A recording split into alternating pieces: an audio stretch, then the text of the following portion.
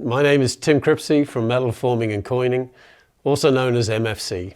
MFC is a Tier 1 powertrain component supplier located in Michigan and Ohio, specializing in advanced cold-formed components and assemblies.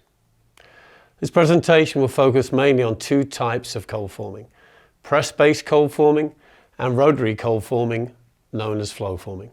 Basic process steps will be reviewed, along with discussion on the approach required to achieve cost-effective cold-formed powertrain components.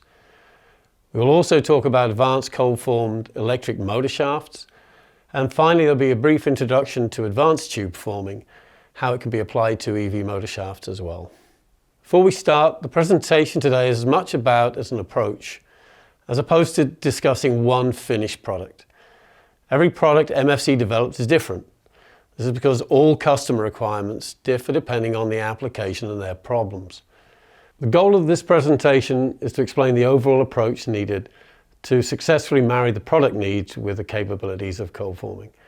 When that is done, it's possible to design powertrain components that are lighter, stronger, and provide part consolidation opportunities as well. So now I'm going to talk about a few cold forming basics.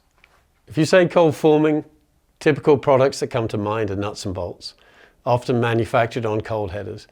That's not what we're talking about today. The two types of cold forming, press-based and flow forming, both allow for the manufacture of high-value, complex components. Traditional parts include planetary carriers, clutch drums, spline hubs, valve bridge retainers, carrier assemblies, and parking pools. Wide range of complex parts, almost all designed for a specific application or problem. I'd like to spend a couple of minutes reviewing the process fundamentals for both processes. Firstly, press-based cold forming. Cold forming is an extrusion process.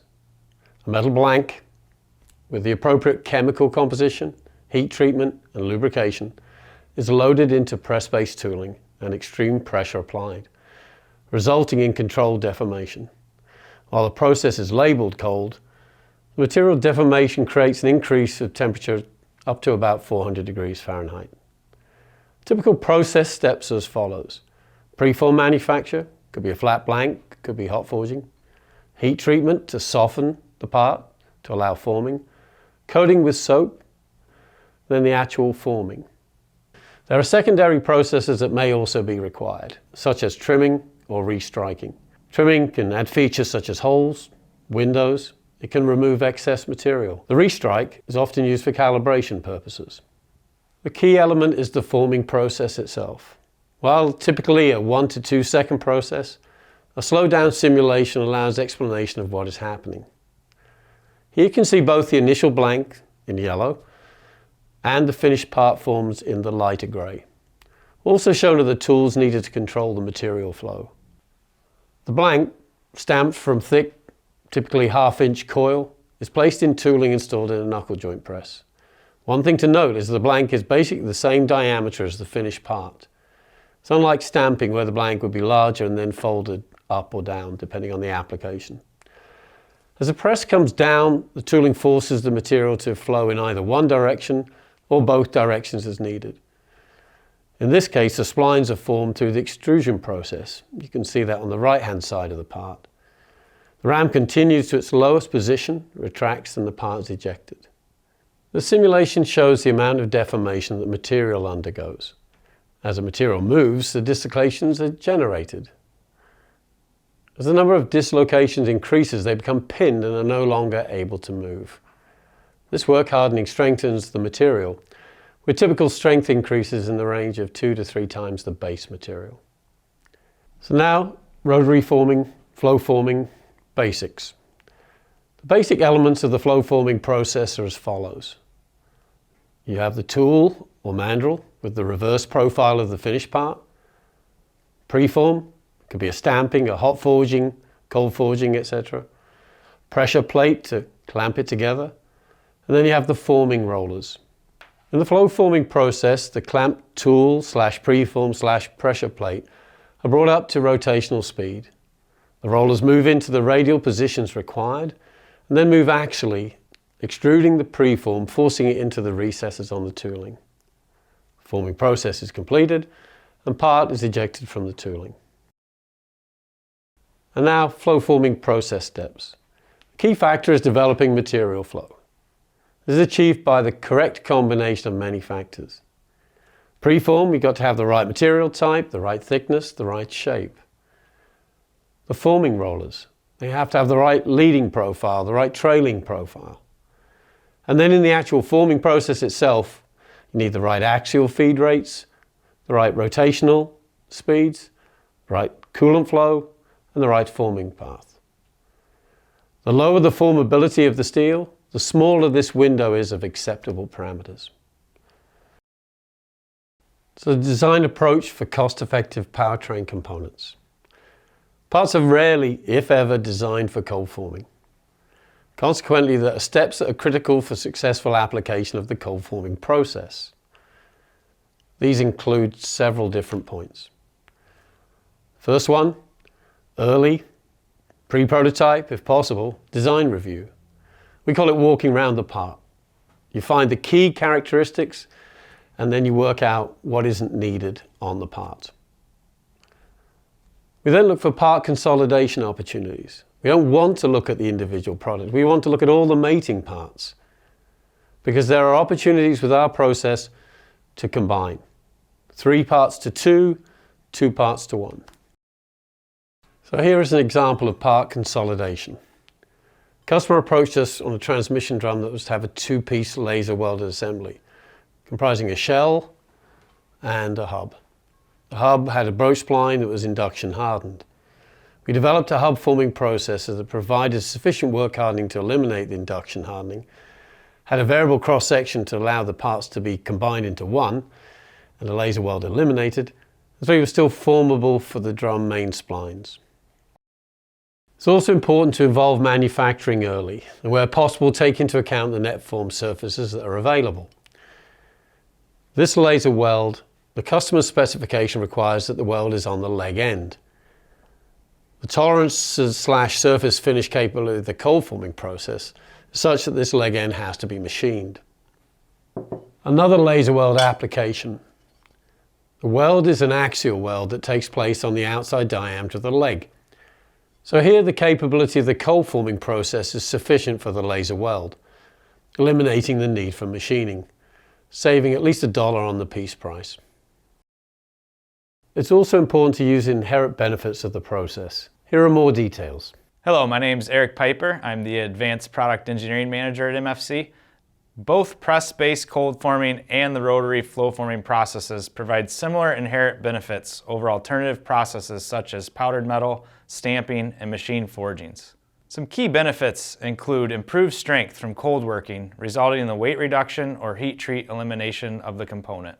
Formed surfaces with tolerances and surface finishes suitable for use without further processing, and high material utilization, reducing material costs.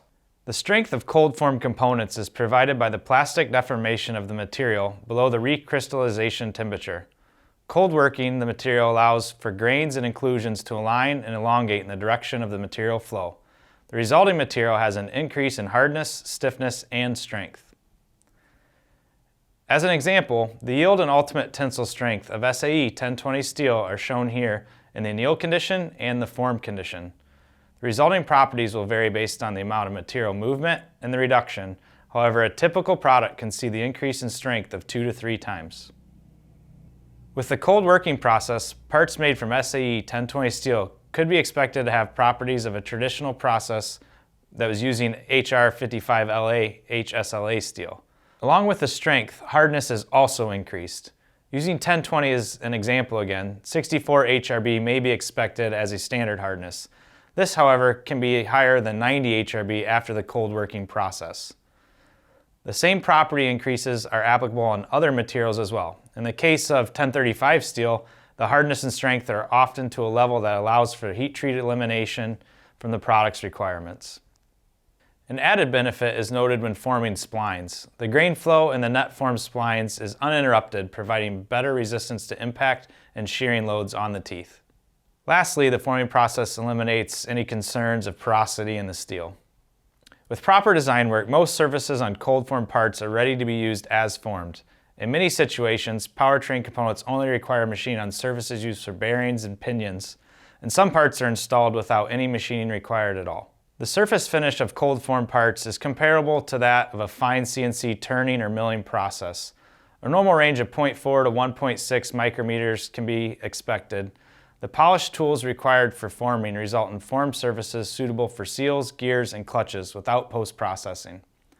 Typical tolerances on a formed surface vary based on the size of the finished component along with the complexity of the feature. When cold formed parts are designed to align with the optimal preform, the ratio of gross to net material can be minimized to the lowest levels possible. When optimized, processing scrap is low, and net surfaces from forming are high.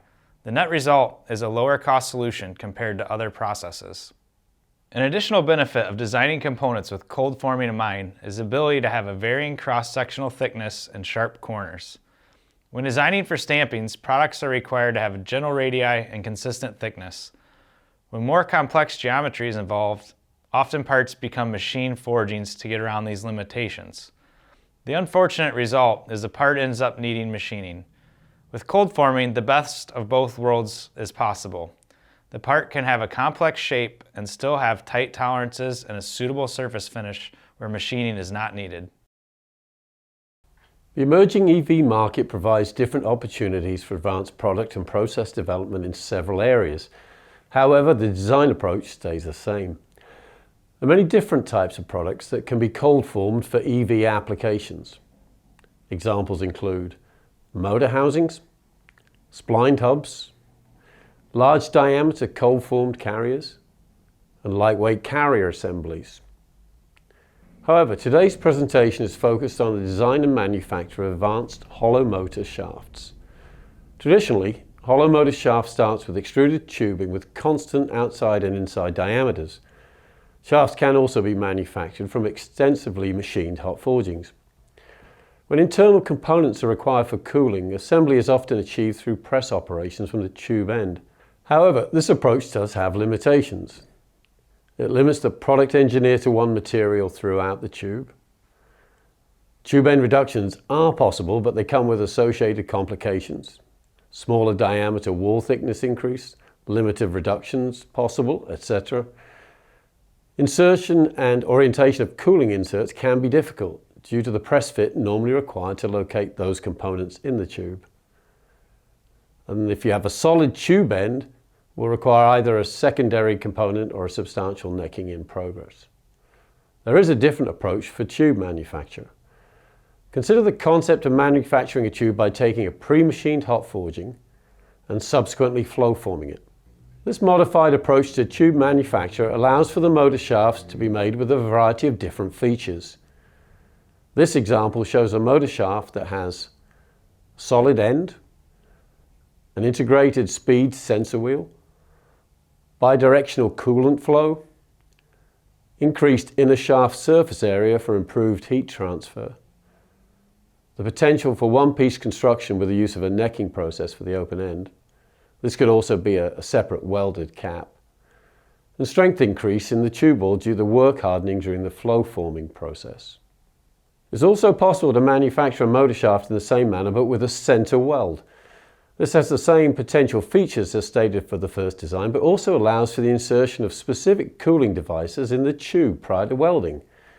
It is also possible to add a center support at that time, actually constrained by the design of the formed internal spline.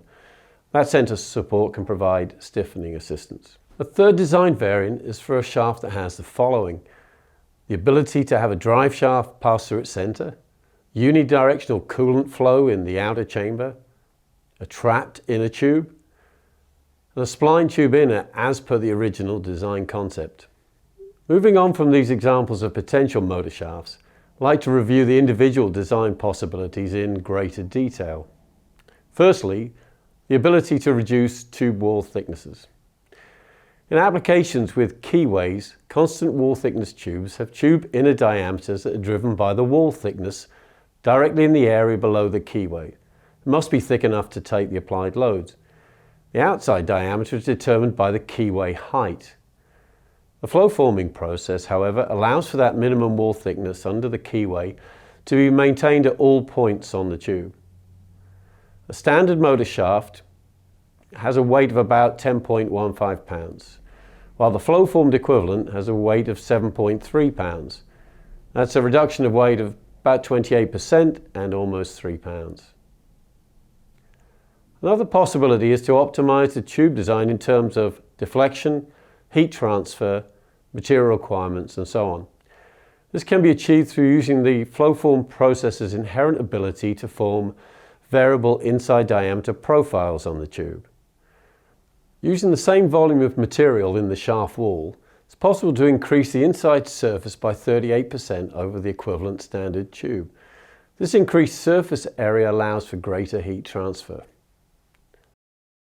Certain motor shaft applications require the ability to provide rotational speed information. This can be achieved by the addition or assembly of a secondary product. The fact that a hot forged preform is used for tube manufacture has the potential to allow for the integration of that secondary product into the tube itself. This can eliminate the cost of assembling a separate product, along with the quality concerns associated with the assembly activity. Cooling of motor shaft is also important. There are several options possible with the design manufacturing methodology being described. This particular concept reflects a flow-formed shaft that is necked down with a secondary rotary forming process, trapping the inner tube. That inner tube has exit flow holes at one end, allowing coolant to flow down the center tube and back out past the tube spline surfaces. The EV market is diverse in nature, and one process alone will not be sufficient to provide all the solutions required. So accordingly, MFC is developing an alternative method for manufacturing tubes for motor shaft applications. Once again, this is a departure from the use of standard tube milled tubing. This process combines two main processes: press-based tube forming and subsequent laser welding of the formed tube. Processes as follows. A flat sheet metal blank is designed that represents the unrolled finished tube. This blank is then formed into a U-shape through a press-based forming operation. The U-shaped part is then transferred to a secondary tooling and formed into a O profile, again through a press-based operation. That formed tube is then transferred to a laser welding machine for tube seam welding. This process becomes of value if assembly of any motor shaft cooling components into the finished tube is difficult when the tube is complete. The open nature of the U-form can allow the insertion of those components easily prior to the O-forming operation. However, the real potential for this process is for the forming of multi-diameter tubes. A contoured flat blank is formed in the same manner as above.